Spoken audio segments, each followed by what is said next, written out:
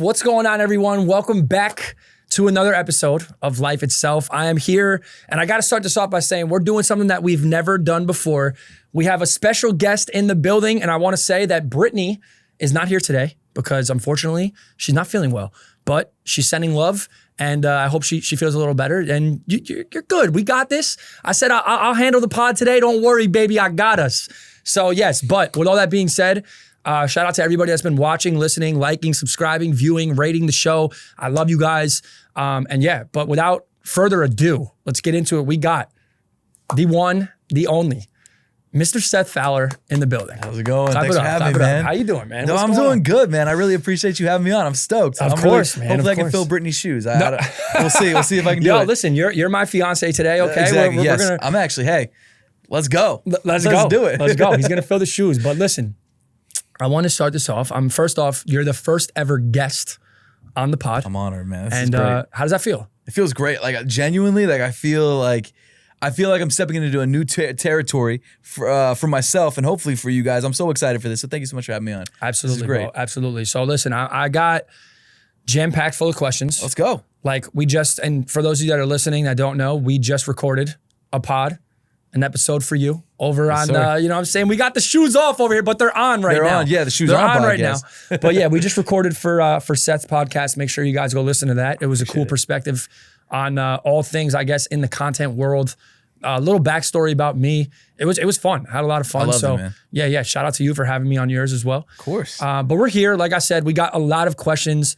The first one I'm going to start off with is, how does it feel being one of the greatest to ever unbox sneakers on the internet? That, I appreciate the sentiment, but that's just bro, you're lying. Come on, man. Come on. Listen to me, Get bro. out of here. Come on. Bro. Like, you have to, at this point in your career, you have to understand that, come on. Bro, like I can tell you for a fact, there's like at least, well, I mean, first of all, you're doing it better than I've ever done it. First of all, and I'm not trying to just gas you up because I'm on your podcast. Genuinely, that's the truth. Both in terms of entertainment, in terms of content quality, and also in size. Like, you are bigger than I've ever been on every social media platform. Seth, stop it. So shout out to you. Stop it. Hey, jealousy's there. I'm not gonna lie. Listen to me, But second of all, outside of your content, there are OGs who've done it better than me, like Jacques Slade. You've got Franelations. You got the old school guys. I don't know, dude. Like, I appreciate. I'm gonna say I appreciate. Listen to me. Those guys, and it's good that we're talking about this. I got some questions around the sneaker world, and it's good that you pay respect to those guys. I obviously know who those guys are as well, and there's more, by the way, too. For those of you I didn't shout out, like, of course. I will shout you guys out. No. There's many, and we'll talk about it. We'll get into it. There's many of people that have paved the way, but what I have to say, and this is coming from a viewer perspective. Okay. You know, like you say, the OGs. Nothing but love and respect. But from a viewer perspective and someone who is in the, same realm, same world, you've done it at a level where the quality is insane. The consistency, thanks, the OGs now, are you kind of creeping up on an OG status being that you've done it for how long you've done it at such a high level? I mean, maybe I'm, one thing, because I really don't get recognized that much at all. But when I do, and it's usually at sneaker events, what people have started saying to me, which they didn't always say to me, which I appreciate, first of all, I gotta say, but like the people who are like, yo, I grew up watching you. And I'm like, dang, I really appreciate it, but it makes me feel real old. Like, bro, I'm like 33 and I'm like sitting here like, dang, so you must have been, if I've been doing this like 9-10 years, then you must have been friggin' 10 or 15 if you're saying that to me, like, watching this. Like, it's crazy. That's crazy. It's nuts, man. And these people, like, these are 25-years come up to me like, bro, like, what's happening? Isn't that crazy to think? Because I get that a lot too, being that we're basically the same age, Right. It's crazy that like kids will be like, oh, I watched you when I was 6. Yeah. I'm like, what? How old are you now? Like, it doesn't, I don't know. Like, at the end of the day, the whole, like, we said that on your pod about the unk, people calling me unk in the comments. Right. And it's like, what? I'm not even that old. Like, bro, what are you talking about? I'm not that old, bro. 30s is not old at all. Like, and are we? Bro, even like, what's crazy? Because you look at like, so my dad was 36 when he had me. And so I remember his 40th birthday. And barely, but I remember. But I was thinking like, in my head, because he had me a little bit later, but in my head, like 40 was even when I was a child, 40 was older. Like 40, I was like, okay, you're a little bit older. But I never thought 30 was old. I was like, maybe they're like, they're an adult. But I've never like, 30-year-old's an old person. Like, it's still not. Like, it's crazy to say. No, it's not. It's not. Honestly, you're in the prime of your life at this age, bro. You know what I mean? LeBron is 40, putting up 40 a game. I don't want to hear. Crazy. You know what I mean? It's crazy. So, bro, you know what? Also, what gets me, and I don't know if this gets you too, but like I think about it like because for a long time it was like, okay, you know what? Maybe one day if I somehow grow like 2 more feet and like build some muscle mass and get good at ball, like I could play because I'm the right age. But now, dude, like even if I did that, like bro, I can't even. I'm too old. Like no one to draft me, oh my bro. gosh, don't say that about yourself, bro. Age gosh. is just a number. But it's funny. I can relate because I still play ball a lot, and I played like 3 days ago. That's awesome. Or no, when was Memorial? Whenever that was, 3 days ago. Yeah. And I was in the gym, bunch of guys. We played for like 4 hours, bro. That's awesome. And I my whole life, I got stamina. I could play. It don't matter how long I'm playing for. I'll play for however long. Right. Played for like 4 hours. Got out. Got home. And was shot, bro. Like my back. I'm like, oh, my back is tight. My legs are hurting. I'm like, wait, this is what all the OGs were telling me what it was gonna be like. I was like, nah, I can't have this. So, I try to take recovery a little more serious. Smart. You know what I mean? I sit in the hot tub a little bit. Let's go. Get it. We got a little roller. I got a massage gun.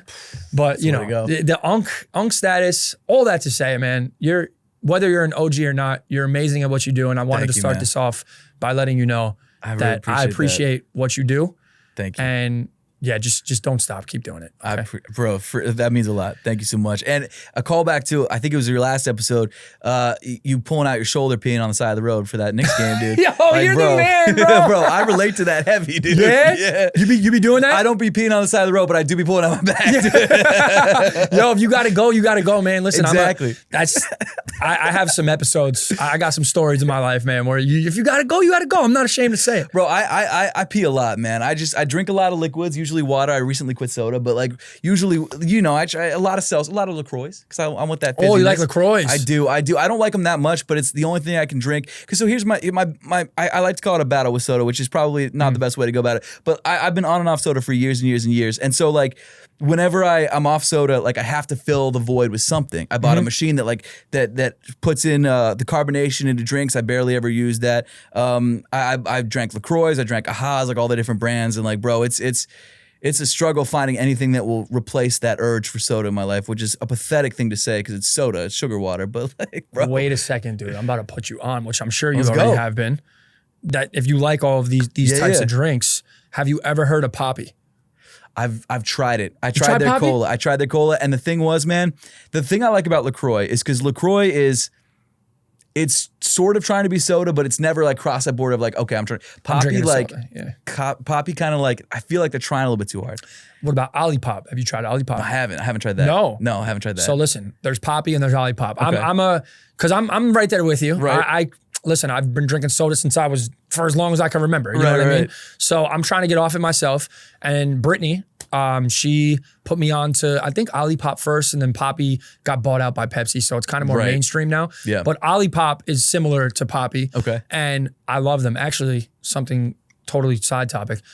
Olipop and Crocs did a collab. They just sent me. Really? They just, I didn't even open the box yet. Bro, let's go. Yeah. That's crazy. You got to try it. Because I know what you're saying with Poppy.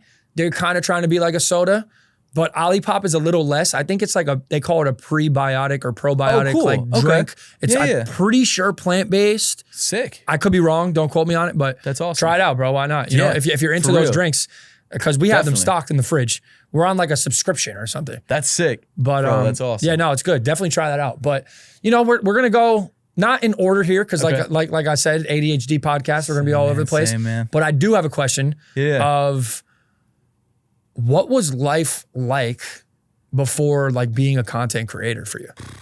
So life was, so it's interesting. So, I mean, we're both the same age or similar ages. We, coming up like in that YouTube sort of sphere, I always wanted to do it. There was something about it that always drew me to it. But like I tried different things. Like I had a tech channel for a while. I had like a skit channel for a while, as everyone does, when you're in middle school or high school. I was probably doing it older than I should have been, but so like it was just like regular, I was in high school, I'd make videos for fun, and then it kind of just died out when I was in college. After college, I moved to New York because I got a design degree, so I was working at a couple design firms in New York.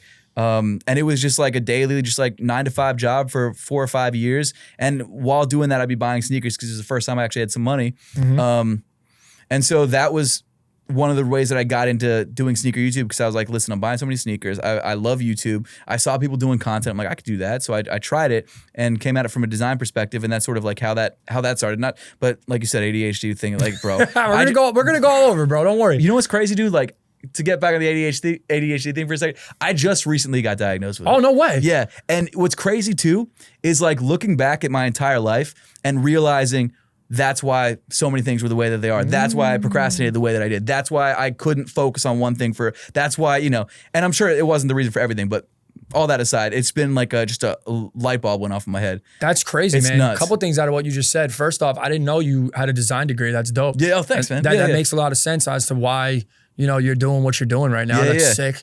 Didn't know you did YouTube. You kind of like were dabbling with it. You were doing but it was never anything like, it was just, there was this channel, there was this page called Stupid Videos before YouTube. There was like a small, like just video platform, kind of like Newgrounds and stuff like that. And I would like, me and my friends would have a competition to see how many views we'd get. We wouldn't make our own content. We'd like re-upload content we'd find.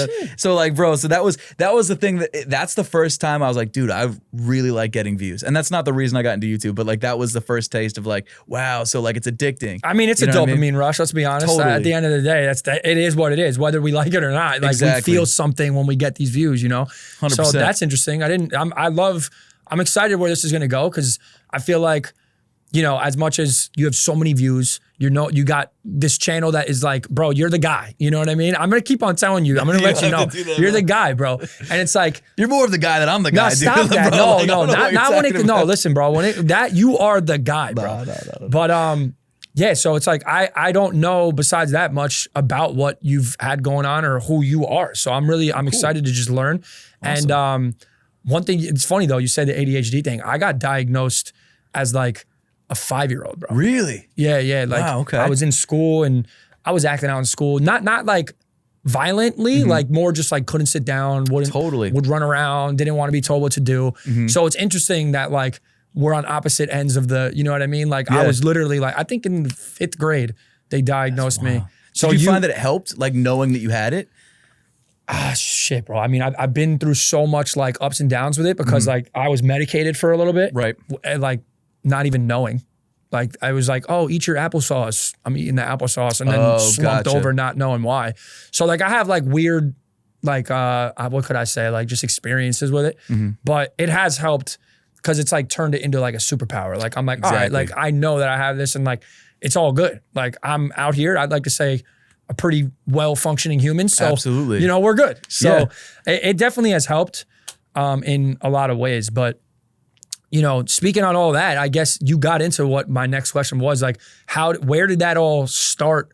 Like your first, say, Seth Fowler moment on your channel that is primarily, you could tell me if I'm wrong, you're reviewing sneakers. Totally, right? yeah. Where did that start? Like how did that even come about?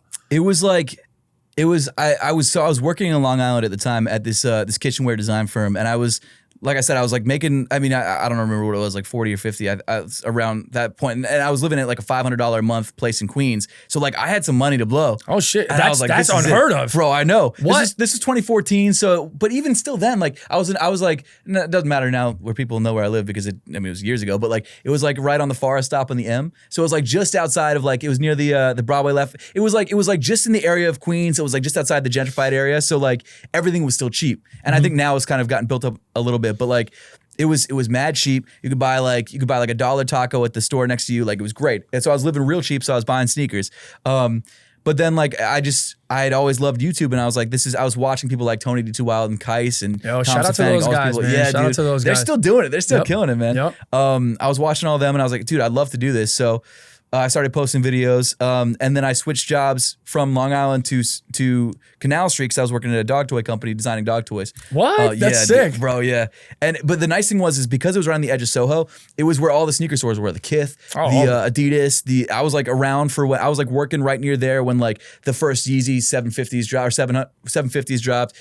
When the bread ones dropped, I walked past a couple pop ups. Like I was able to walk in, just grab sneakers. Like I was just around there when it was all happening, so I was able to get shoes not as early as now because now I just buy them for resale, but like I was able to get them like the minute that they drop sort of thing. No, that was a moment in time, especially I Totally. remember when the 750s dropped, me and my cousin drove down to Soho. Yeah. We got like 2 or 3 pairs. We're taking pictures in them. People That's were coming sick. up to us, yo, I'll give you 1,000 right now. Like that was a moment in time, bro. It was the best, and man. Soho, you know, Stadium Goods, Yep. you know, Yep. Flight Club, like everything was down there. So it's like, that was definitely the spot to be. That's interesting though. Totally. That's interesting. But Yeah. so, all right, you always had a little love for YouTube, was messing around online. Yep.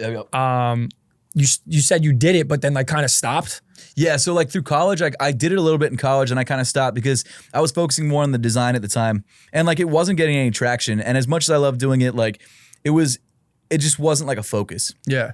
Now, yeah. No, sorry, not to cut you off. I'm saying, was it not a focus because you didn't think that it could be done, or was it kind of you were just doing it for fun? Did you have like any expectation? It was a hobby, yeah. So like I was just trying to, I was like, you know what, I'm gonna focus. Because my wife now, like I started dating her in college. So it was like, I literally had like a girlfriend that I was with all the time. I was just trying to get through college and I was just trying to have a good time too as well. So like the YouTube stuff, I was just doing it when I could for fun. But it wasn't like anything that I was like seriously pursuing in college, like when I was in, 2010, 2012. Okay, sometime, yeah. okay. So you had a love for, I guess, making videos, designing, sneakers, you're saying. Yep. Where did, because I know, especially in like today's content era, a lot of people got into it because whether it was the money, Right. the clout, like seeing that you could do things with it. Like where did your, I guess, love for sneakers come from? It was a bit of the design side, but it was really basketball. Like I just really loved basketball. You know what I mean? Like it was one of those things that like I was telling you before we were filming, like how I'm terrible at basketball. I played basketball in high school, but I was the worst. Like, Don't say that about yourself, bro. man. Like, well, you know what? It's funny because like before I got like really big into YouTube, I tell everyone like, yo, I'm so good at basketball, but now like I just don't want to lie about it anymore, man. Now it's just like it's just not even worth it. So yeah, I was terrible, but I loved it. So like it was just like being able to wear the shoes that like the players were wearing was cool. And I was also like big into like music and skateboarding. I'd never skateboarded, but I liked the culture of it. Yeah. So I was big into like Vans and things like that. So I worked at the Vans store for a while in high school. And then that was right next to a DTLR. So they were dropping like foam. I grew up in Baltimore. So like foam posits were it, or outside of Baltimore. I can't say it's the same thing as like saying you live in Philly when you really live in Jersey, that sort of thing. Okay. I see what you're saying. To be fair, I was in Baltimore County. I just wasn't in the city itself. But all that being said, it sort of was. It came from a couple different things. Okay, no, that's interesting because people of I don't want to like date ourselves, but people like us, the love comes from old heads, something. the unks. Yeah, the unks, bro. The love for the sneakers come from somewhere. It's not. Right. Like, you're scrolling on TikTok nowadays and these kids are like, oh, Jordan 4s, like, I want those. Those are cool. Like, not that that's wrong, but ours came from a different place. So, and it usually came from more of a place of substance than nowadays. Yep. So I just wanted to know, like, where did that come from, You said you, Baltimore. Ravens? Oh yeah, huge Ravens fan. I see Ravens you. and Sixers. Ravens and Sixers. Because that's okay. That makes sense. Because the Wizards were always bad, and AI was like popping when I was into basketball. So I was like, it was close enough to where I could justify it in my mind, like, because also I was alive for the entire time the Ravens have been around. They were the Browns, and then we lost them. They were the Colts. We lost them. Then we took the Browns, and then I was aware as a child of what was happening. Because it was 96, I was born in 92, so I was like 4 or 5. I knew we had gotten a team, and then I saw the first Super Bowl in 2000 against the Giants, and that was the first time I was like, wow, like, this is cool. Oh, this damn, is you're awesome. tapped in. I'm going to be honest with you. Yeah. I didn't even know any of that. Yeah. The Ravens are until the Texans, are there any newer teams than the Texans? Until the Texans, I think we were the newest team because it used to be the Baltimore Colts. Indianapolis took the Colts. Like you said earlier, Indiana sucks. And then we took the Browns, and then the Browns, I guess, restarted at some point. But yeah. Why is everybody taking your teams away from you? I don't know. Stupid. It's dumb. I don't know. That's crazy. I don't get that. We even had the Wizards used to be the Baltimore Bullets too.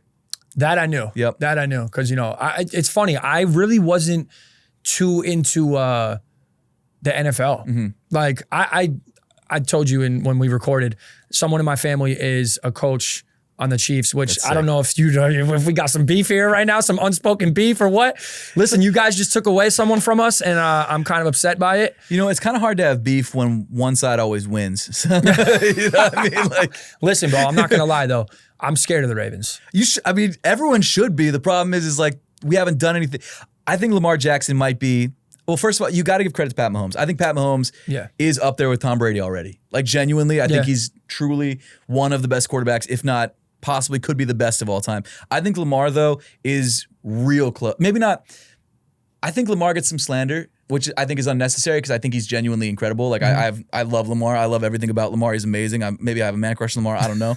And I would be afraid if he wasn't on my team. But like until Lamar's got 2 MVPs, he should have had 3. Josh Allen didn't deserve that MVP. That's crazy. That's a bold bro. statement. It's just like look at the numbers. But anyway, but I just think that Lamar just needs a Super Bowl win. He just needs that, and then it's that upper echelon. Or 3 MVPs will do that too. But like I think Lamar, in terms of skill, is probably one of the most. He's by far the most skilled running quarterback of all time, no question. 100%. Michael Vick doesn't need. Michael Vick's great. I love Michael Vick, but like. Lamar, like it's another. Once he gets that Super Bowl, I think he's top 5 of all time. All time. I think so. Really? I think so. I mean, I'm biased. I'm very biased. Yeah, for sure. But still. No, he's obviously like I said, being the Chiefs, Ravens, like he's scary to go against, man. He'll either kill you on the run. His throwing isn't. You know, it's gotten better. It's gotten better. 100%. And the last times that we've lost in big games wasn't because of his throw. It was because of like. You know, most recently it was Mark Andrews with the fumble and then not catching that conversion. And then there's been other situations. There was only really one playoff game when he was younger that was kind of his fault. But even then, like the whole team wasn't playing good as a whole. So yeah, Mark, that kind of messed you guys up. Yeah, that was bad. Bro, the team. You know what's crazy? The Ravens are such a good team, but then you got just like what you hear about Justin Tucker and the whole. Yeah, like that sucks, man. Like that's just so unnecessary, and it's like it's those types of things. I try to. It's sad, man. It is. When you're at that level of like you could have anything in the world that you want. You're playing a game for a living for multi-millions of dollars, and like you just gotta just do the right thing. Exactly. You know, like it's just hard. It shouldn't be that hard, but hey. We're not in that situation. So. I mean, I've gotten a massage before. I never done it. But then again, hey, I'm not an NFL superstar. Not that I would ever in a million years do that. But just saying. Listen, we got both of my fiance. You're my wife. We haven't spoken about that, but you're a married man. Yeah, married man. Yeah. How does that feel? It's the best, man. It's the best. You're gonna love it. You're gonna love it. I'm really excited, man. Especially, I know you said you started dating in college, right? Yeah. So we've been together for years. That's great. How long are you guys? Yeah, no. So me and Brittany, we've been together since we were in 5th grade. Okay, that makes sense. That makes sense. Okay, that's awesome. So, that's awesome, man. Just to give you a little context, we've like separated during college. You know how it is, college, partying, figuring out life, don't know who we are, trying to get our shit together, whatever.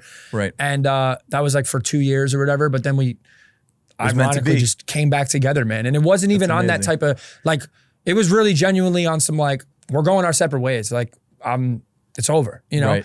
But it really was like the stars aligned, meant to be, and we got back together in like the craziest way. That's amazing. But so yeah, it's crazy, man. The married life. I wanted to ask you. I mean, that must be like life changing, right? It is, yeah. And it's one of those things that like people do say it's tough, and I think there are tough moments, but I don't know if it's as tough as.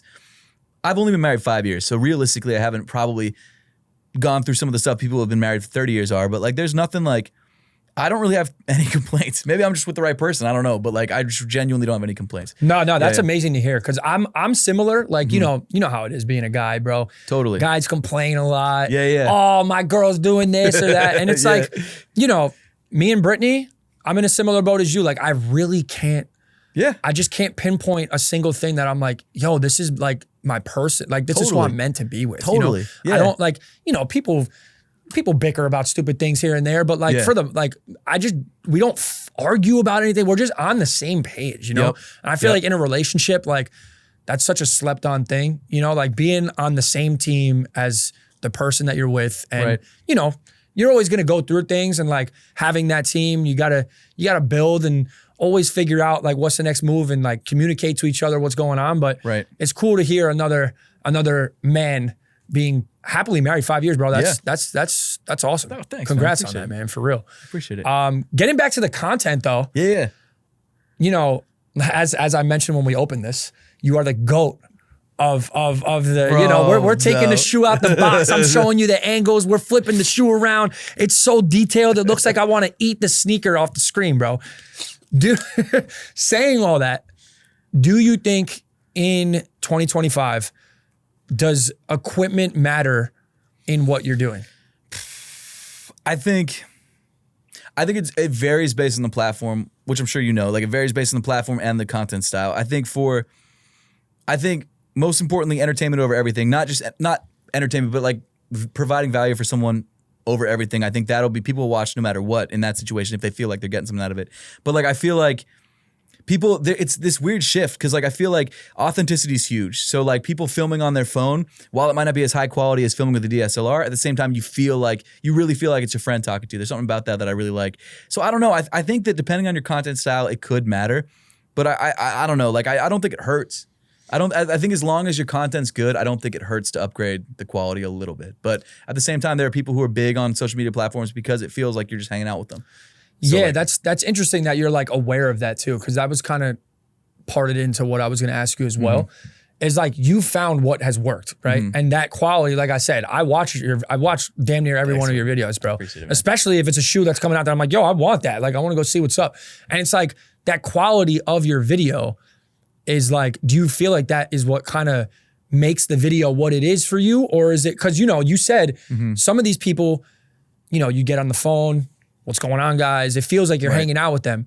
Now, what has made you be like, I'm just going to take this to the next level and shoot on this camera that, like, do you think that has such like an ingrained part of who you are as a content creator? Or like, what do you think about that? I think, for me, I think it's a matter of like, well, first of all, I love like cameras and equipment and stuff. So I just as a hobby, like kind of to use nicer ones. But like at the same time, the cameras that we have in the podcast studio are nicer than the ones that I have. So it's like, I have an A7 IV. I had an A7 III for a long, I just got rid of it and got an A7 IV.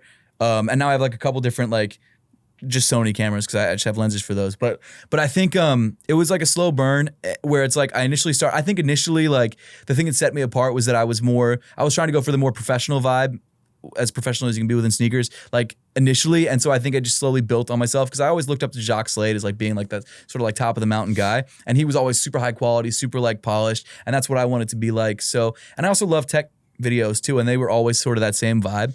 So I think that's why I kind of went that way. No, that makes sense because I you know, doing the tech, I know that you have a tech channel. How's that? Because you said that's kind of how like you started doing that with the tech, or I did not my first, but the tech video that the first one that I actually had that did really well was on my very, very first channel. I did like an Xbox 360 Elite review. It was crazy. 2006 or 7. It's the worst. It's still on YouTube and it got like 300,000 views. But as like an idiot, I was just like, you know what? That's great. And then I just made more skits again. Bro, if I had just kept making videos like that, bro, I could have been up there with MKBHD by this point, bro. But he's better than me, so that's not true. But I could have. My life would have been very different, I think, if I had continued the tech thing and just continued doing what worked back then.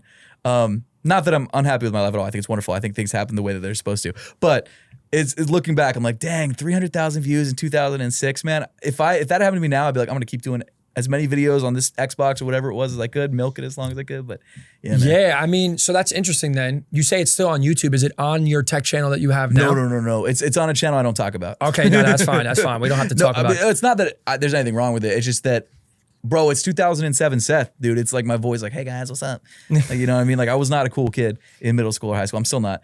But don't say that about yourself. Stop talking about yourself like that, man. You're the man. You're the man. So, all right. So you have this tech channel now, and you're saying that you think life would have been a lot different. I think I still would have loved sneakers, but my life wouldn't have been as heavily focused on sneakers. I think in terms of like where I'm at job-wise, I think I would have probably, if it had really taken off, I might have skipped college. I don't know. But it would have been a different trajectory, but I think it would have gotten me to the same point, just maybe in a different genre. Okay. No, that makes sense. I mean, you're good at what you do regardless. Thanks, you know man. what I mean? So it's like, whether it was tech, sneakers, whatever it is, I'm sure you would have made it great. But speaking on that, because I'm like, as a creator myself, like I'm like, yo, he has this tech channel and you're so into tech, Yeah. which you're still uploading on, right? Pretty consistently, right? Bro, I've been pushing it even harder than ever because sneakers in general, being in my main job and now I'm supporting family and things like that, like I've felt like sneakers, as much as I still love doing it, as much as I want to continue doing it, it's not getting the same traction that it used to. And I already had a tech channel and the views are like, in some cases, like quadruple what they are on the sneaker channel. I'm like, why would I not focus on something that's doing well right now for something else that I'm really passionate about, still keeping sneakers going, but like, why would I not just try and push that? So what I've been doing is my cadence used to be like 3 or 4 videos a week on the sneaker channel and then maybe once a month on the tech channel. Now it's like twice on the sneaker channel and then twice to 3 times on the tech channel because, dude, I'm getting sponsorships over there almost every video. Like the videos, what's interesting about the views there is like on my sneaker channel, I'll get like, on a good day, 80, 100,000 views. On a regular day, like 30 to 40.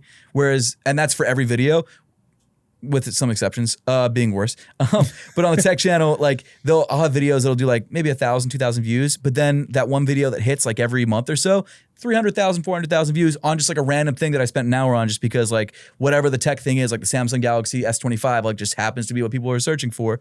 And so the potential for upside on the tech channel is so much higher. And honestly, like monetarily, in terms of sponsorships, they're just better on the tech channel. No, that's interesting. I'm going to ask you a couple things out of that because this is like my language. Obviously, this is what we do. First off, the CPM is way better on a tech channel, right? Well, so what's interesting with sneakers, like the CPM's been pretty good consistently for me with sneakers because I think it's product based. I think like brands are like they know that people are watching to buy things, so I think it's similar. Tech is, for mine, it hasn't been as high because the views are just not as good overall as my main channel, but I think it has potential to be a lot higher. Yeah. Okay, and you're saying. That's interesting though, because it is true. Like they have the shopping feature now on YouTube. I feel like they are trying to. That, bro. That's the best. The best, right? Yeah. Oh, so are you getting product to promote through the like?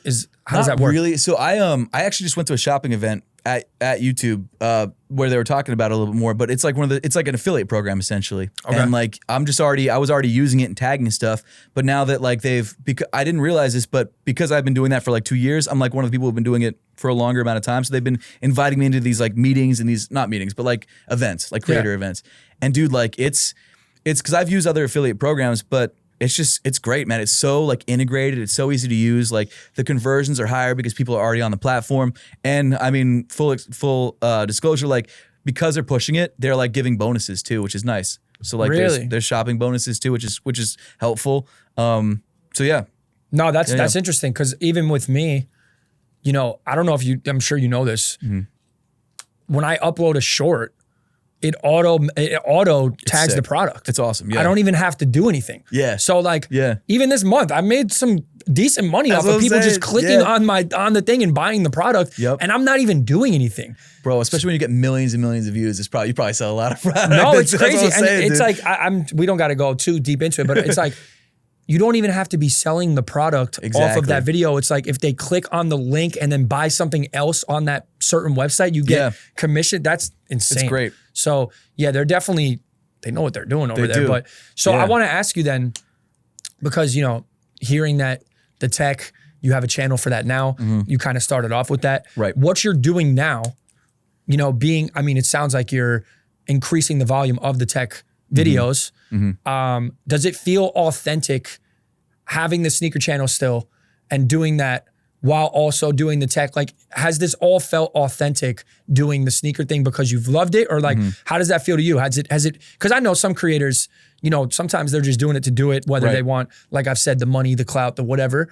Like, has what you're doing felt nothing but authentic to you throughout the whole process? I'd say general. I mean, obviously there's videos you put out here and there, specifically because you're trying to get like a lot of views on them. But generally, like because I've always loved tech and because I've always loved sneakers, it's just been easy. And like one thing that's gotten me through, I think some of the low times on YouTube where like the views are bad or maybe I'm just like burnt out or whatever. It's like I've worked full-time jobs before. I know what that life is. I know what it's like to work for someone else.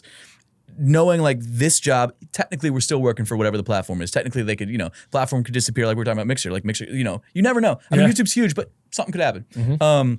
But like doing this is so much better than any job I've ever had. So like just thinking about that like has always helped me like stay motivated and whatever it is. And it's really great that tech and sneakers have been things I'm passionate about because it made making content for both really fun and easy. Yeah, no, that's as easy as it can be. You know? No, I mean, shit, you know what it's like, bro. We work all as the time, creators, dude. It's 25/8. There's exactly. and it's for yourself. Yep. So, you know, that 9 to 5 life, there's mixed opinions on it. What's harder, a content creator or 9 to 5? Yep. I've seen that. Have you heard Kai Cenat talk about that? I think here's what I'd say. You definitely put in a lot of work into the content creation, but it's because you love it. So like I you know, maybe some plumbers really love, and I love plumbers are great. My dad's a plumber. Shout out to him. Shout out to him. I'm sure there are plumbers who love their jobs and do it because they love it. But I think for content creators, I would say probably a higher percentage of them, more than in my guess, I have no data, a higher percentage of content creators probably really love, eat, sleep, and breathe their job over a lot of other job types. So I would say that while sure it is a lot of work, I couldn't call it as much work as someone who's working a 9 to 5 or maybe a job that they're literally just doing because they need the paycheck. You know what I mean? Yeah, for sure. I mean, most of the time, it's what you're passionate about. Like you said, you love tech, you love sneakers, you brought them together, and that's what now we're fortunate enough where that's your living, man. Exactly, That's something to be also, I feel like, as like maybe younger content creators or someone trying to come up in the game, you gotta be appreciative of that, man. That's like, you can't ever take it for granted. Like, look at that. You took what you love and turned it into, bro, now you're doing this to support your family. Like that's crazy. That's man. insane. You know what I mean? So it's the 9 to 5 versus content creator thing. I always laughed at it because you could always, I mean, you could go both ways. It's like, which one is harder? It's like, you can't really say which, you know, everybody's situation is different. But yeah, I mean, there's definitely jobs in the 9 to 5 world that are 10 times harder than like, I mean, I'm sure there's a million of them there, but you know, I mean, you can't compare like a doctor to like a streamer, you know what I mean? Yes. Yeah, exactly. Like I don't know. There's certain things like, this might get crazy, but I mean, you said you went to college. How do you feel about like the current like college with the internet now? Right. Like, do you think college is 100% like necessary for what's going on in life? No, I don't think so. And a lot of my friends who didn't go to college are actually more successful than my friends who did go to college. Oh shit. And so like what's interesting is I don't really, in some ways I use my degree because I like to design shoes for fun or like sketch and things like that. So in that way I do, and having the design background helps, but for my content. But I don't think it's necessary. Now I will say like my plan for my family or for my daughter in particular is like I'm saving money for her college. But if she comes to me and says like, hey, I really want to be, maybe she wants to, honestly, what if she wants to get into like metalworking or something? If she comes to me with a plan or an idea, I'm like, listen, you can use that money on whatever you want. I just need to know you have an idea for it. So like I think it's just, I like that the narrative is changing, that it's not like you have to go to college because you really don't have to. I understand why some people, you know, for years that was drilled into their heads, but I think that as long as you have a plan, as long as you have a plan to support yourself, I think that's the most important thing. No, I 100% agree with you. Like I said, like you can't compare a content creator or a streamer to a doctor. Totally. You need to go get educated onto how to operate on my whatever it is. You know what I mean? Exactly. So if you have a plan and like you go to college for a specific, whether it's trade or whatever it is, I think it's good. But I mean, I think that's dope what you're doing with your daughter, bro. Because, you know, even me growing up, I think my mom and dad still have money sitting in a college fund for me. And I dropped out of college. Right. You know what I mean? So it's like, I wish that they came to me like, hey, we have X amount of money in an account for you. You want to start your own business. You're making your own shirts. You're making your own sneakers. You know what I mean? That money could go a long way for me even to this day. You know what I mean? Dude, exactly. So it's like, I don't know, man. It's that's dope that you're doing that. Thanks, man. And how old's your daughter? She's like 15 months now, about to be 15 months. So she's still really young. That's how I know you're a new dad, bro. Because that 15 months thing, bro, what is that? That's a year and 3 months, right? I think so, yeah. And then I don't know when, is it like 18 months it's supposed to change? I never really got it, man. Like I'm just going with my wife's lead. She knows all the baby stuff. She's got it. She's figured it out. No, that's cool, man. That's cool. But yeah, no, that's shout out to you. Thanks, like man. I said, I always got to give flowers to good dads, bro. Oh, thanks, man. And it sounds like you got a plan. And you're doing a great job, bro. Thanks, just keep being be a cool dad. Make a shirt that says cool dad. Actually, just do that, okay? Shifting to the sneaker world. Cool. I don't want to get too caught up on it, but you know, we're both in sneakers. Of course, yeah. How do you feel about either the change or the not? Maybe you have a different opinion than me, but how do you feel about the change of the game and the current state of where we're at and how things are? I actually really like it. I feel like this year I've gotten so many, like there have been more sneakers this year that I want to buy than any other year. Like it's been like you got the white cement 4s, one of my favorite 4s of all time, bro. You got the Breads, you got the Galaxy foam posits came back. I love it. I feel like it's great. The one thing I will say, as purely just a selfish content creator, is that like I would like if there was more interest in sneakers so that my views would be better. You know what I mean? Yeah. But other than that, everything else about it, and as for being a collector, it's like the best year ever. It's been amazing. 100%. Even being around the same age, like I said before, these are all shoes that growing up, like we kind of couldn't get. Exactly. And if you did, like I did actually have the white cement 4s sick. growing up. I cooked them. I still have them. That's awesome. Yeah, they're cooked. But I think, was it 2009 was the last drop? I can't 2016 even was the last time those 2016 came- was yep. the last. Yeah, 2016. And then before that, it might have been 2009. Yeah, that's probably but it. Yeah. 2016, I had them and Nice. cooked them. Yep. But, Same. growing up, we couldn't get all the Galaxy foams were almost damn near impossible It was to get impossible, growing up, dude, yeah. So it's like all these shoes coming back out for someone like us where we couldn't have them. Right. It's like, and there's story behind them. Exactly. So we're excited. I feel like they're targeting people like us Totally. who now have grown up, have adult money, Yeah, exactly. and can buy these shoes. Yep. But targeting for like the younger audience, they kind of don't care. Like what kid is gonna walk around Kobe 9 Elite highs? Like who's gonna do that? Like that's, unless you love that shoe, like it's not something you could wear now. Like even foam posits is a tough, like I love foams and I wear foams a lot, but like if I was just coming into this as just purely like a fashion guy, like I don't know if I'd be rocking with foams. Yeah. You know what I mean? Like I mean, they're bulky. they are bulky. They're kind of comfy. They're ugly.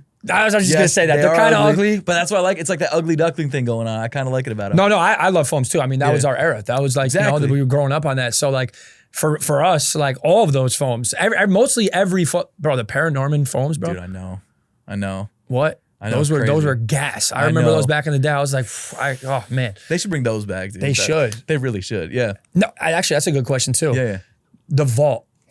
As sneakerheads, sneaker collectors, we're always talking about this vault, right? And like you just said, the youth might not really care about a Kobe 9 high or whatever it is. Right. Do you think keeping the vault like sacred in a way is a good thing or a bad thing, or should they just start? I mean, they kind of are in a way right now, yeah. just flooding it. But like, do you think that they should just? I don't Like, what do know. you think? I go back and forth because, like, in one sense, it's like I feel like a hype beast if I say they should keep it, but at the same time, it's like you could. I feel like the reason they're doing it is because not because they're trying to give people a chance to buy the sneakers, but because they're just like a little desperate right now. Like their stocks are down, like they're just kind of pumping them out. And in that sense, like that kind of, I don't know. I think I want to buy the undefeated 4s that are coming out this year specifically because I just love that shoe. One, because yes, I could never have it, but two, because it's a dope colorway. So like I go back and forth, but like I have the Tokyo 5s. Yo, you're touching on everything I was saying. Keep going. I was gonna ask about those two shoes. Keep Bro, going. like I have the Tokyo 5s and like it sucks that they're not gonna be worth anywhere near close to what they were. And like looking at shoes like, I mean the KD Nerfs, like that was such a crazy shoe. And now that like you can't even, I mean they're like under retail online. It's like, I saw a pair for it was like $120. it's crazy. Or something. Like how? Do you remember what those were when they came in the pack and they had the freaking Nerf They ball? should have brought back the pack. I don't know why they didn't bring out the pack. They just brought this stupid KD box. But. Yeah, I don't get it either. I mean, they unleashed a lot of KDs. I know. They had the copper ones, the Pearl, the Easters. Yep. They all of them, and they're who's wearing them? No, because you can't. Like it's not unless you're a huge KD fan or unless you're nostalgic for those shoes. Like they just don't. Like same thing with like the LeBron retros. Like I didn't have a problem with LeBron retros, but like they just can't wear a lot of them today. It's sad, man. Yeah. Like we were talking about earlier, like the Unk status, right? Does that kind of have like, are we those guys now? Like, damn, like they're not hitting like they were. These were the things that we like loved growing up. And it's like the youth is just not tapped in. But it makes sense because like you said, Kobe, unfortunately, rest in peace to one of the GOATs. Yeah. He's not here. So he's not even able to push what he was doing. Exactly. You know what I mean? So it's like that story of what Kobe was is kind of sadly, it's sad, bro, but it's like not there anymore. Yeah. You know what I mean? Yeah. So damn, that messes me up. That makes me sad, you know? But there's something about Kobe's, like I read a stat, maybe it was like on I don't know where it was, but it was like the most worn pair of sneakers in the NBA by NBA players is the Kobe 6 over any other shoe. Yeah. And it's like the Kobe 6 must just be that great of a shoe. And like wearing it, like you can wear it casually. It's a little tight, but you can wear it casually. Like I said, I don't really play basketball anymore, but like I feel like that's a great shoe to ball on too. So like that's a shoe that I think from that era still works today because it's like one of those shoes that just like it's amazing. Yeah, It's a you know great what it all-around is shoe. too with like people who are actually in the league, they obviously respect Kobe. They know what Kobe was. And most of them, I mean, even if like the younger players, they were alive when Kobe was doing what he was doing, you know? So it's like, I don't know. I just hope that story never dies out. But speaking on that, the Kobe, you know, the Grinches, that's like one of the most iconic basketball sneakers on the court, at least, like 100%. Ever. So it's cool to see that that's still alive. Also, Vanessa Bryant is doing a pretty good job. Like, did you see the Dodgers?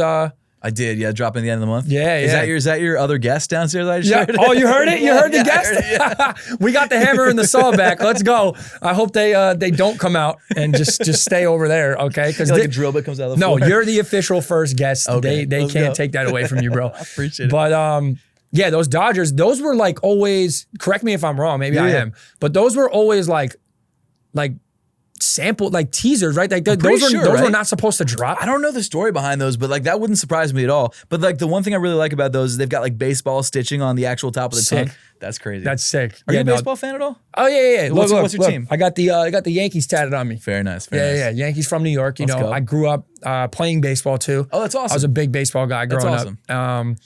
Well, I like me and my family would literally like drive, like make it like a family trip with my cousins and everything, and we go watch the Yankees in different states. Sick. That's awesome. It was fun. Bro, it was like a core memory of my childhood. We went to Baltimore.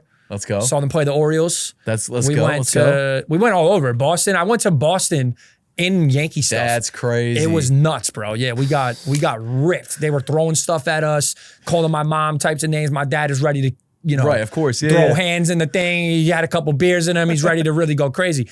But yeah, so that's who I rock with. You like baseball? Not as so. Here's the thing. I'm a bandwagon baseball fan. If the Phillies are doing good, I'll be a Phillies fan. If the Orioles are doing good, which they were last year, I guess I'm more of a Phillies fan now. But like, I enjoy the sport. I just don't have a team. Yeah, no, I feel that's kind of how I was with basketball my whole life. Like, you know, I love basketball. Right. Is like a huge part of who I am, part of my life. It always will be. I just never had a team. I feel like a lot of basketball players who are in the league now probably were the same exact way. Like they had the Kobe's, or like who was that one dude who said like Paul George was his GOAT? Someone like who just recently got drafted like Carmelo Anthony's kid. That's Kylan Anthony or Kyan. I don't remember. I don't know. Yeah. But that's I feel like people who actually play and love the game, like they're fans of players versus teams. Yeah. It's true. I mean, because you get so invested in these teams and they break your heart, man. Like I'd rather love Steph because I know Steph's stock is going up, bro. He's playing good no matter what, unless maybe, God forbid, he got hurt. Right. You know what I mean? But Steph is going to be Steph no matter what. Yep. You don't got to rely on, you know, your shooting guard hitting or this, or if you don't have a big man, you suck. Like, you know, there's so much that goes into it. So that's why I always was just a fan of the game, fan of the players, and that's it. That's what I leave it at. But, you know, I'd love to get into the businessman side of you. Cool. Let's do it. Let's talk about your brand, which you've had for a while. Yeah. Apothecary. I rock. Yes, I got you guys. I don't know if it was you directly or just the team. Yeah. Sent me a couple hats, boxes of socks. I actually got a bunch of socks for you in my bag. No way, dude. Don't say that to me. No, bro, I really do. I love, bro. Dude, I love your socks. They're random, so like you might not like the colors. You might like I don't know. I just grabbed like two mystery bags and I brought them with me. I figured. No, just the comfort of them. Let's period. go. That's awesome. Like you could ask Brittany. She was like, "Oh, you got Apothecary socks on." Like I have a drawer next to my bed of all the like in my nightstand. That's awesome. All my socks Apothecary out. Let's go. Well, she can have one of the bags. You can have the other bag. You pick the socks you like, and I'll tell her which one. I appreciate that, bro. Dude, seriously. Of course, man. Definitely. But yeah, I would love to get into that side of things. Sick. And just hear like, where did Apothecary come from? How did it start? Like, I have a bunch of questions, but I would love for you to just take it and just see like, how did it start? Yeah. Okay. So so like I said, I went to college for design. That's actually where my wife also was in the same program. That's how I met her. But then my business partner now was also in the same program. So honestly, probably a good thing I didn't do tech YouTube, because then I wouldn't have gone to college and wouldn't have met two very important people in my life. But so what happened was we both went, me and his name's Osman, we went off and did our own separate thing. I moved to New York, did design and then content. And then he stayed in Philly and did like other design work. But in 2020, when everything was happening, we both like were kind of spending a lot of time at home thinking like, we both had wanted to create a product, and we both were huge sneakerheads. So like we were actually playing Fortnite, and we were trying to think of ways like that we could create like a product that not only we both liked, but something that we could make better. And the sock just came to mind because we're like, we love sneakers. We could create a sock specifically for sneakerheads, and we could actually like socks. they've been around forever, but like there's always ways to improve them. So we thought it would be a thing to do. So we started working on that in middle of 2020, and then we did a couple drops, and they like did really well. And then we just kept doing it, and then about 2 or 3 years ago, we got really serious about it, and that's when we like hired some full-time employees, and it really took off at that point. But yeah, man, it's just been like kind of a labor of love for us for the last 2 or 3 years. Just the sneakerheads, like socks are great with sneakers, so. It was a perfect combo. No, I love that. And you answered a couple of questions I was going to ask about employees. Like, is it really like you're starting to scale this thing out? You got employees going. Yep. Like that's awesome to hear, bro. Yeah, man. That's like, thanks. And being in that field, you know, like you said, whether you're making a sneaker, you're making a sock, like, is that overwhelming? Like you just jumped into an industry that is so oversaturated by so many different people. It's like, did that like overwhelm you going into it at first? I think I was just naive to it at first. Like I knew Stance and Bombas were a thing and Nike, but I didn't realize how big of a company they were. Like they're huge, like massive companies. And I think that we've carved our own little niche. Obviously, like one day we would like to be as big as them, but like, you know, there's a very small percentage chance of that happening. But the niche that we've carved out, we're successful in that niche, which is great. And it allows us to still be part of that. Like we're still able to create the products that we love for the people that we really like, sneakerheads and people who love, you know, socks and comfort and things like that. What's nice is that it's a big enough market that it can support a lot of different brands, which is cool. No, that is cool. It's like, how do you just said something that's like, how do you like differentiate though? Because if you are so niche down, right, you have this niche market, like how do you then pivot from what you do as a content creator? Like, does that interfere with what you got going on with Apothecary, or like how do you bridge the gap between that? So I think it goes hand in hand. I think that it's really easy for me to do like to promote the brand from my YouTube channel because it's sneakers. But I also don't want the brand to seem like YouTube merch because it's not. It's its own separate thing. Like if YouTube disappeared, I would be full-time Apothecary. So that's been interesting, but I do think it's helped because I think that nowadays, I think if you have a brand, I think you have to have content behind it. I think that's necessary unless you're like already an established brand. So I think that it just happened to work out that I was doing content already, and that's one of the reasons we were able to get it in front of so many eyes initially. But I do think that I think it really is a necessary evil. I think if you don't like making content, hire someone else to make your content, but I think you need to have content in some way. That's so true what you just said, because it's 2025. Your brand needs some type of content out there, no matter what it is. And for you, I guess you're lucky in a sense. Well, lucky and totally, you work your ass off, but it's like you're lucky in a sense that you're so knowledgeable in that. Right. You've already built the skill up. Right. So do you primarily rely on your vision, your content creation, I guess, expertise on what's going on in Apothecary, or like, do you kind of outsource that? Do you like how does that go about? I do try and use so because I have an idea of what's going on, it helps. Like I have a good base level, but the thing is, we talked about it a little bit on my episode, but like I've always been a long form content creator, so learning the world of short form has been a whole different world. And I feel like for brands, short form is kind of the way to go. So that's been a whole new learning experience. And I would love to eventually hire some content people, because I can't put out the amount of content that I want for both my brand and then also the YouTube channel. So I would like to hire someone eventually, and hopefully someone who's passionate. Well, I would only hire them if they're passionate about the brand, but also content. So I do think I just ADHD. I don't remember.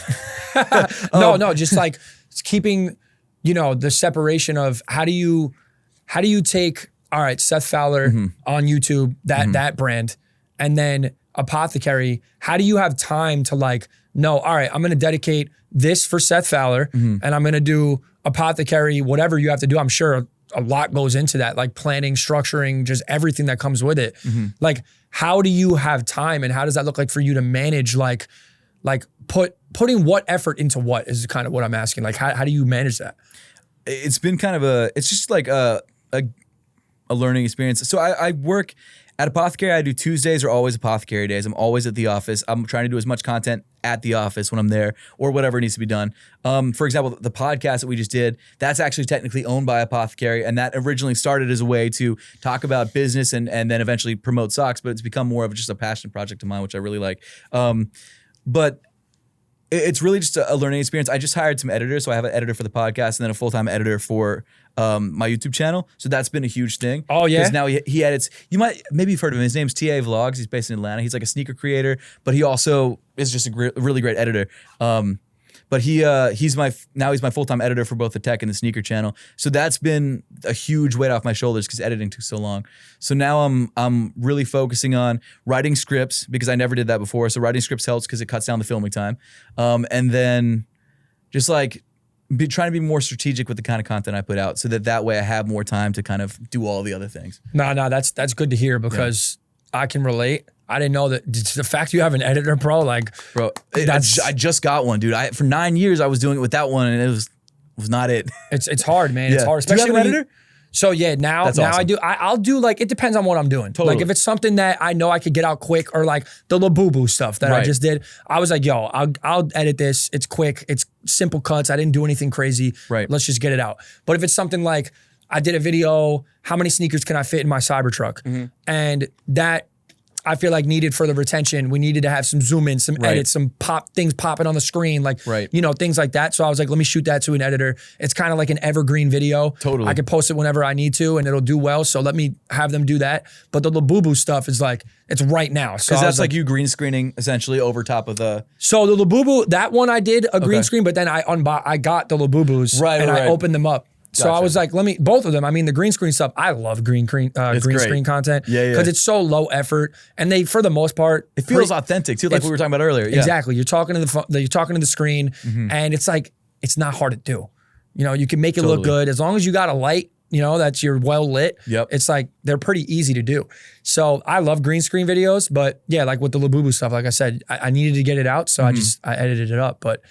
Getting an editor for all my like stuff that I really need has changed my life, bro. Great, man. That's awesome. Changed my life. But that's awesome. You answered a question that I had written down about having like people that work either for you or your partners. How has that been like? I mean, as a content creator, it's you versus you. Right. It's you're either editing, unless you have like an editor that you just got after 9 years. Yeah, but, I know, dude. It's been yourself. Yeah. And you only have to really deal with your emotions, what's going on with yourself. Having employees or partners, what would you feel like is like the difference being a content creator to then a business owner and having like employees? What's the main difference, and is it hard to like navigate that?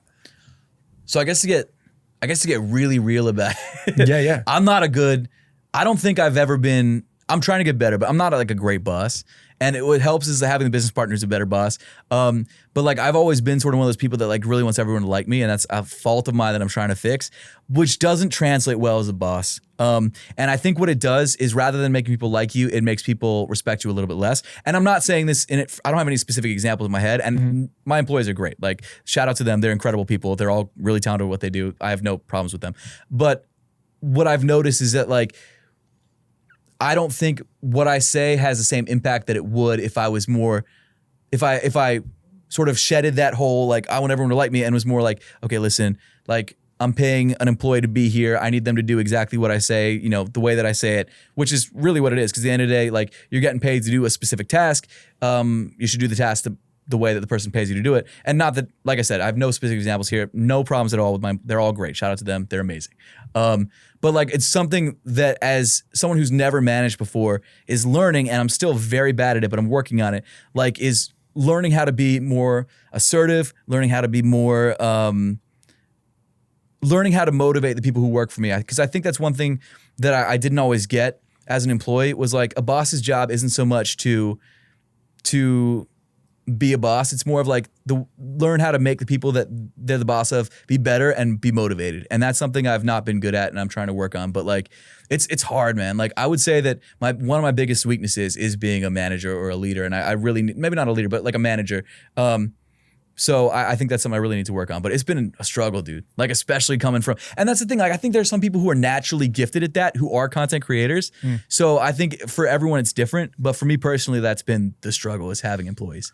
No, that's interesting. But that's first off, thank you for that's like a authentic answer, because not everyone also has the self-awareness to be like, listen, that's just something I got to work on. Like that's something maybe that I'm not the strongest in. Yeah, I'm great at other things, but that's just not one of them. And I can kind of relate to that because, you're a nice guy, bro. You know, I appreciate it. you're a nice guy. I like to think of myself as a nice Very guy. nice guy too, yeah. I have trouble with that as well sometimes where, you know, people that I'm either paying to do a service or whatever it is, I don't assert myself in, yo, this is what I need done and I'm paying you to do it, so please do it. You know what I mean? Exactly. Like, and even me saying, so please do it. Like, I want it, like, it's a fine line between being a boss and also like, you know, you're probably friends with these people that, you know, are working for, or like, you know, at least have a friendly relationship with. It's not like you're an asshole to them, you know? So it's like, it's tough being, yo, I'm nice to these people and these are my employees. I love them. They're great people, but it's time to be a boss. And now I got to put the boss hat on.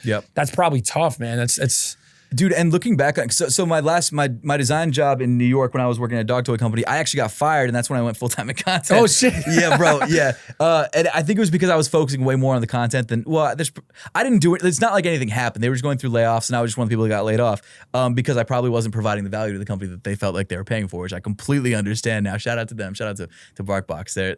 I have no problems BarkBox? Yeah, BarkBox. What, yeah, bro? I didn't know. You should have led with that. Bro, I know.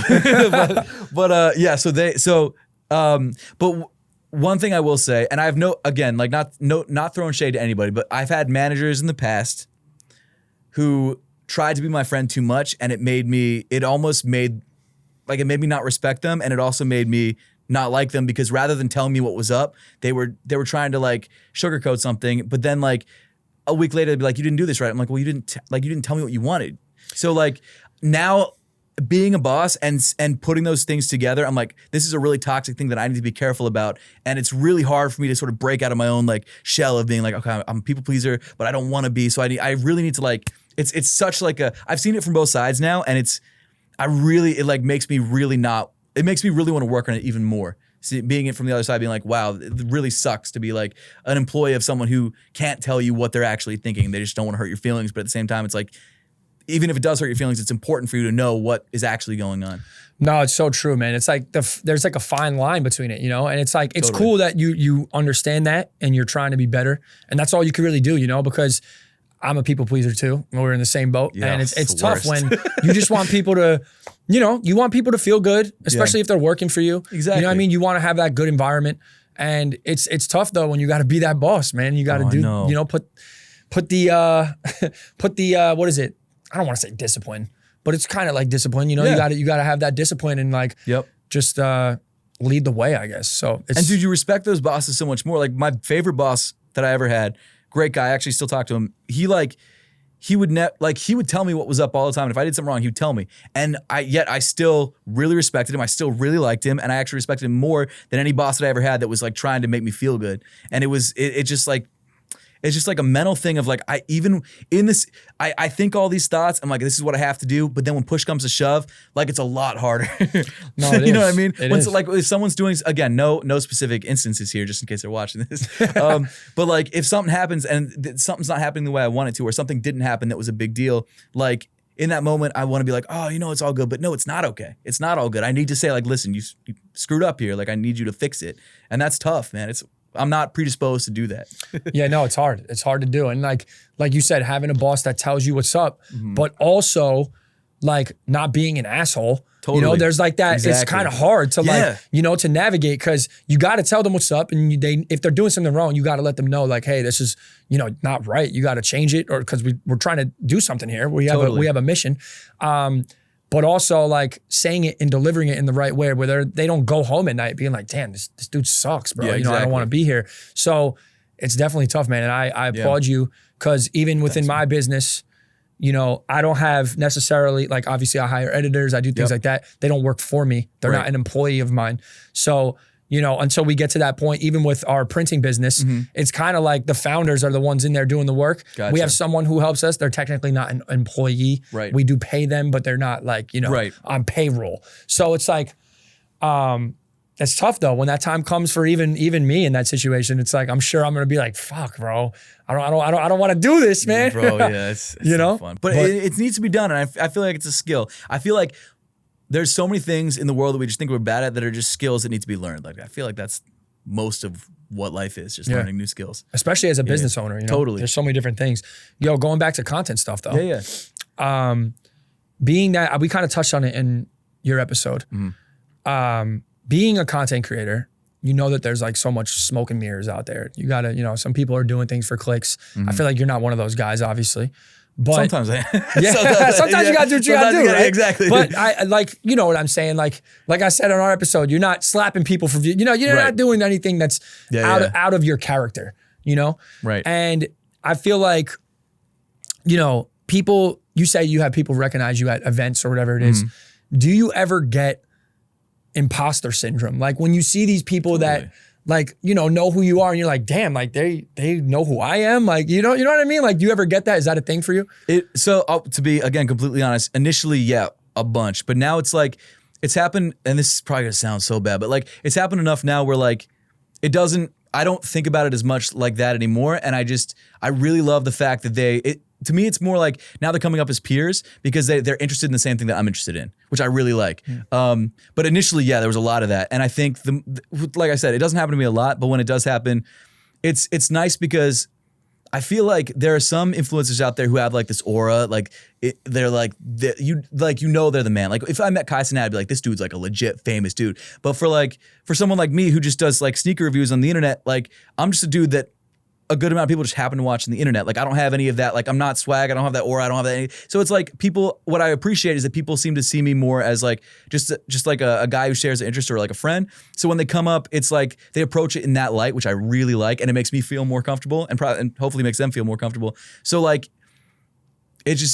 I like that the relationship is maybe it's just because it's switched in my head, but it's changed to more of like it's like you've been talking to someone, say for example, like you're in a Facebook group talking about sneakers and you've been talking to someone for like 6 months about sneakers and then you finally meet them in person. That's the relationship it feels like I have with the people who watch the channel, which I really like. And that's really helped a lot because I don't think I would handle it well if like, say I was in a movie and I became like an actual like movie star or something. Not that I could ever do that, but I'm just like, I'm using it as an example. Like, I don't think I could handle like the actual fame side. I think I can handle the little bit of people recognizing me for the interest that I have.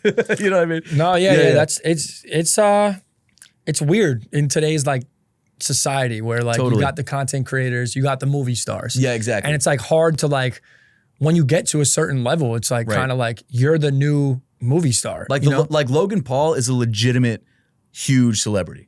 Like legitimate. He might even be double. Like he's like one of the most known people. Everyone knows who he is. On Earth. Yeah. Even if you're like my dad knows who Logan Paul is. Exactly. You know what I mean? It's like, or Jake, which I'm actually a fan of. Do you like Jake? Yeah. You like the Paul guys? You know what's crazy? I was watching a podcast with Jake Paul one time. I don't know if it was Colin Samir or who it was, but like Jake, one thing that really got to me and made me realize like these top of like the top tier influencers are just like us, like they're just like, or just like me, like you're a top tier influencer. No, stop! Don't say that about me. I'm just like you, brother. No, but like they're just like they're normal. Like so, Jake Paul, he was saying that he went to a YouTube event and like it was maybe right after the Cloud House when people like weren't too big of a fan of him, but like.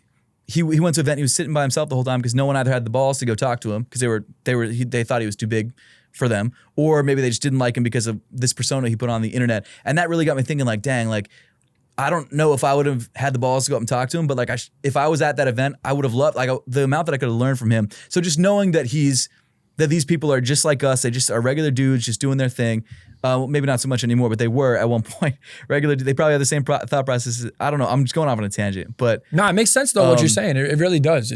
It's at the end of the day, how I look at it too is that he's the same he is on this earth the same way I am. Maybe he's done things to get himself to a point where now all it is he's more financially free than maybe me or you know? But I don't think it's not like he's this like person that's untouchable. Like I would have loved.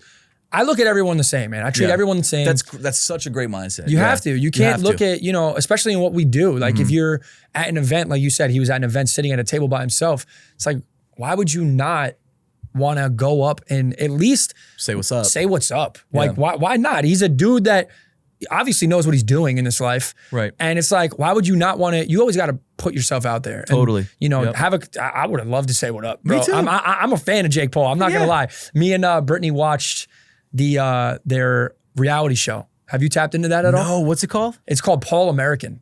No, I didn't even know they had one. If you like I enjoy them or whatever. I love reality shows. Yeah, no, dude. it's cool, man. I gotta check it out. It's cool to see, like, you know, they were YouTubers, or I guess still are, or whatever. But they're so more than. Do they so still much more post? I know Logan Paul posts his podcast, but do they still post videos? Yeah, they post videos here and there. Like Jake, you know, he has a podcast too. But even besides that, he'll do like an upload here and there, like once a month maybe or whatever. Gotcha. But it's really just to promote their products and stuff. Yeah, or like him fighting or something like that. Yeah, and he's got a fight coming up and stuff. But if you're into reality and you know, if obviously you know who these guys are, like we grew up, they're on YouTube, we're on YouTube.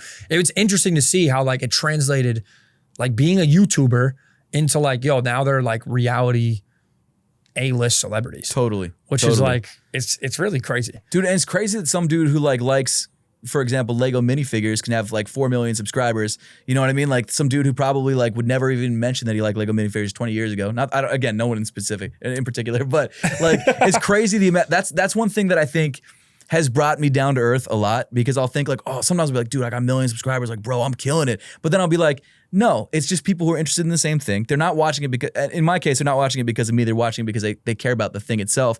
And so I'll think about other niches that in my head, I'll be like, that's you know, something I'm not interested in, but like people really do care about everything, like Labubu's or Lego minifigures or whatever the case may be. So, and again, I feel like I'm just putting down all these different genres of people. But like genuinely, like I feel like there is I don't like the stigma that some YouTubers are actually famous, because unless you're a Logan Paul, you're just a regular dude in your basement talking about the thing that you're passionate about. You know what I mean? It's that was raw. That was real, bro. That was real, because there's niches for everything. Totally. Everyone likes something. Totally. You know what I mean? Yep. So it's like, you know, anybody that's wanting to be a creator too, like all those thoughts that you have of like, oh, this might not work, I might look stupid, this, that, the third. It's like, bro, you could talk about anything, whatever you enjoy, go do it, because somebody else is out there doing it and they're eating off it. So why not you? Bro, you know, it's nuts, dude. And the amount of things that just like have such huge followings, bro, it's crazy. What sort of stuff do you watch that's not like sneaker related? Do you have any like niches that you watch that are kind of weird? It's tough, man. Like I'm so like locked in with what I have going on right now. That's awesome. That it's like, if it's not me sitting on the couch watching basketball at the end of the night when I'm done with what I got to do, it's hard. But like, I can't lie, I tap into like the streamers a little bit. Totally. You know, just like seeing what they got going on. Yeah. I love like Jake Paul and like those guys, not just them, but like that world.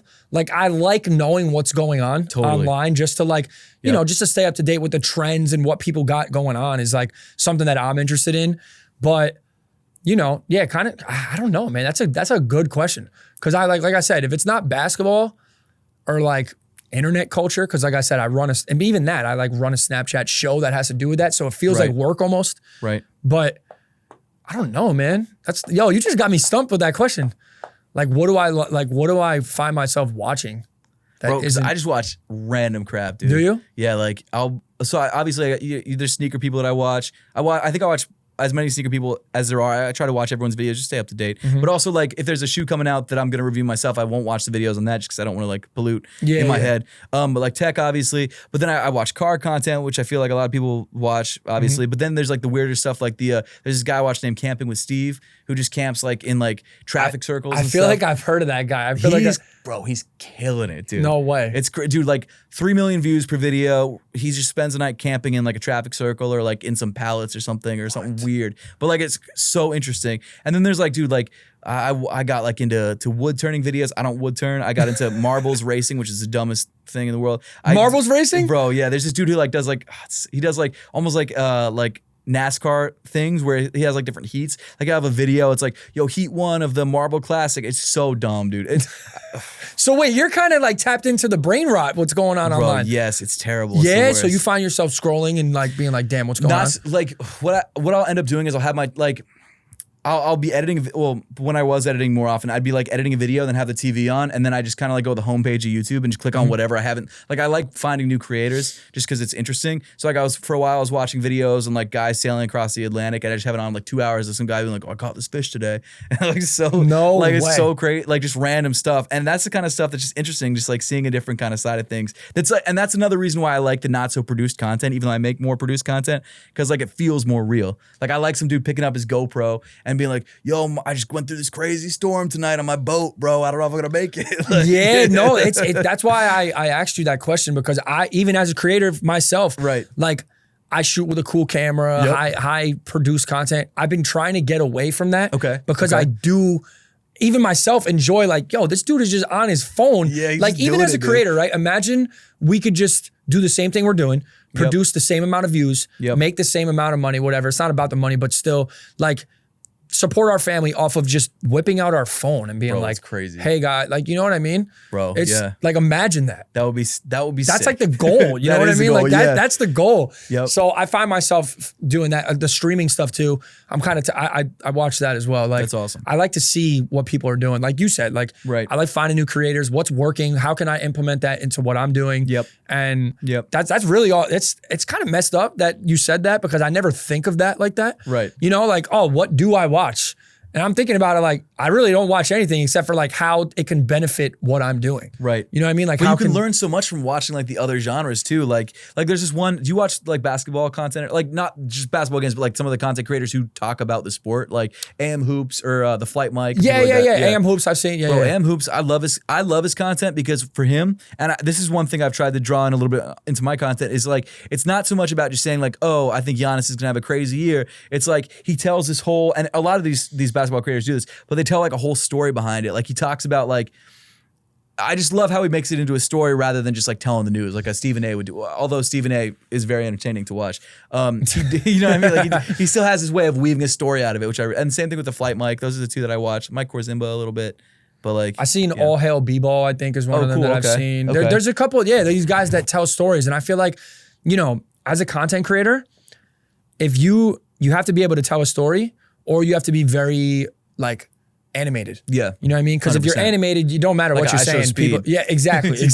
Yeah. Like you could just be animated, and no matter what you're doing, people want to watch. You have a certain energy to you that people are attracted to. Right. Or you can tell stories, which I lack in. Like you said, you were Same. writing scripts.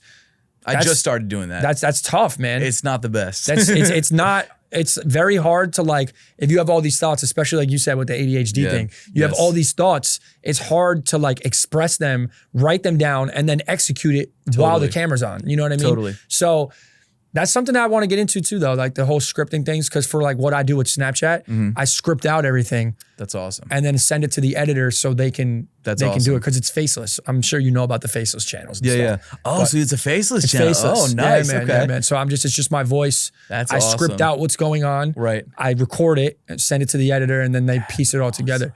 So That's awesome. I'm getting a little better with the scripting because I have no choice, right. but it's not easy to do. No, it's the worst. I hate it. It's not. It's I not hate it. easy. It's to my do. least favorite part. I gotta ask you. I don't want to make this go on forever. No, yeah, So yeah. you know, I know you drove a very long time to get No, over dude, here, and I'm I chill. thank It's you. my day, Thank dude. you I'm for coming to chill doing with it, you. bro. Seriously, thank Dude, you. of course, man. How do you feel about sneaker event, like the current where sneaker events are at? Because you were so heavily involved in them, right, for a long Totally. time. So And I still go to specifically SneakerCon. I still go to SneakerCon here and there, like if it's in my area, or like if SneakerCon, like they brought me out to Saudi Arabia earlier this year for an event. So like they'll hit me up here and there, like, hey, do you want to bring your brand out? It's not so much as an influencer anymore. It's more of a brand. So like, you know, it's not the same sort of. I'm very close with them. They're all good guys. But it's still. I feel like it's something that if you're a sneakerhead, it's good to experience it. But I understand how some people feel like in some cases they could grow out of it. You know what I mean? Like it's a lot. Like it's a full convention, and I think, and it's not just sneaker conventions in general, just conventions in general. I feel like you gotta have a certain amount of energy that day to be able to handle it. it's a lot going on, right? It's a lot going on. But I think in the same way that like if you go to every Complex Con, PAX or whatever, like you're gonna know what you're getting into when you go. So maybe you can, I would say my ideal going to any kind of convention would be like once a year, or maybe like twice or three times, which is what I do now.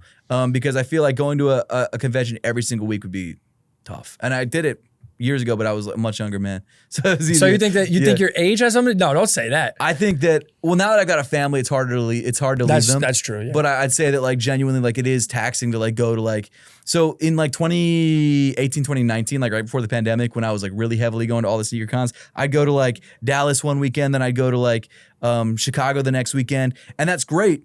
And like usually they'd comp the flights, but like it's, at some point it's like, every city starts to feel the same, even though they're not, because you're only there for like 2 days. You only get to see a little bit of it, but it really gets tiring after a while. So I don't know. I think that if you're just going for fun, I'd say go once, twice a year, and it gives you some time to enjoy it rather than like getting sick of it.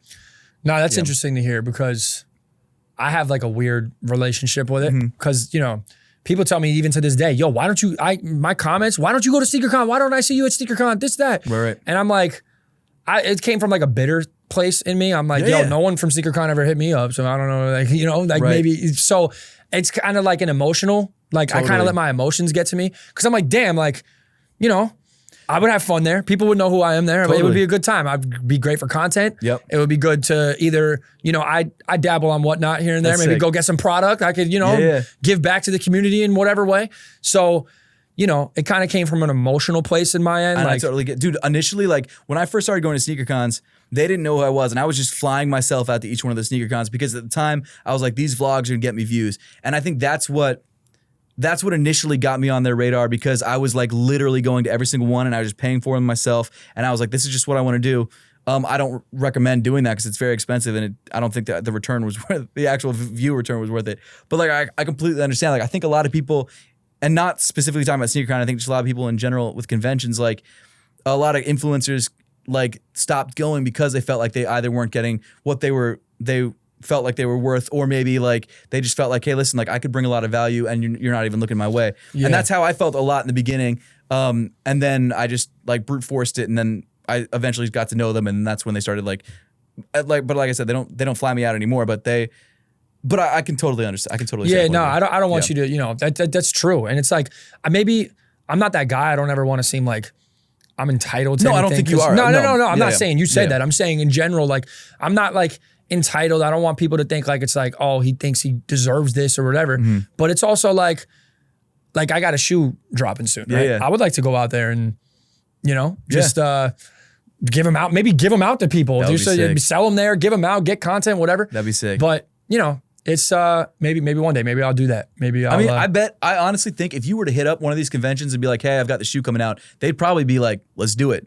Because I feel like nowadays it's like, so I think in the same way that we were trying to figure out content creation, they were trying to, and again, not talking about specifically SneakerCon or Got Soul, whoever, but like I think that a lot of these companies were trying to figure it out themselves too, and they were either picking people that they knew or they were just like kind of randomly pulling. And then once they got to like, so for example, say, you know, if an event was bringing out like Tony D2 Wild, like they'd continually bring him out just because they know him, they know he's going to create content about their event. And they probably only have a certain budget for a certain amount. So like, I don't know. It's such an interesting industry, and it's one that I never ever want to run myself. I never want to run a convention because it seems like the worst. Yeah, no, it's a lot going on, and like the liability that you have too, bro. Imagine imagine something happens, like worst case scenario, like there's an incident.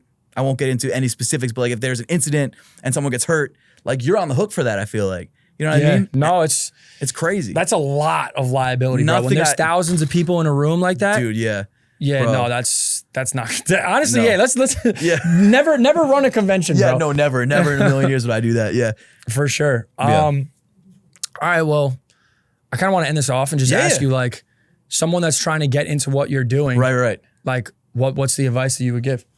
I would say be intentional about. Well, first of all, I'd say make a lot of content because that's the way you get better at it. Yeah. And like you said in my podcast too, like it really is just putting out, like being consistent and not giving up. That's a huge part of it. I would say be intentional. Once you figure out sort of what's working for you, be intentional and continually put out that kind of content until like you sort of branch into your own thing. Because I feel like I was saying earlier about the Xbox thing, if I just kept putting out videos, tech videos back then, I probably would have had a reasonable size following a lot sooner, just because that obviously worked, that specific kind of video. So I'd say just like do what works, just do a lot of content and like don't give up. I feel like that's just the advice that content creators would give because we've all done it. We all know what that's like. You know what I mean? It's so true. Doesn't it sound like, it sounds like, damn, I don't want to say what everyone else is saying. But it's true. It's so true though. It's literally the truest. And people don't get that. They're like, they'll try it for a month and be like, oh, it's not working. Like, no, you got to try it for like a couple years. Years, man. It took years. Minimum. It took years and years and years. But yo, listen, Seth. Dude, I appreciate you, I appreciate you being on, man. This was so much fun. This was a blast. Shout out to you. If people obviously, I'm pretty sure everyone watching this is going to I know who don't you know. They are. probably But don't. if They they probably don't, don't, but I appreciate where it. could they find you at? What's going on? Let them know.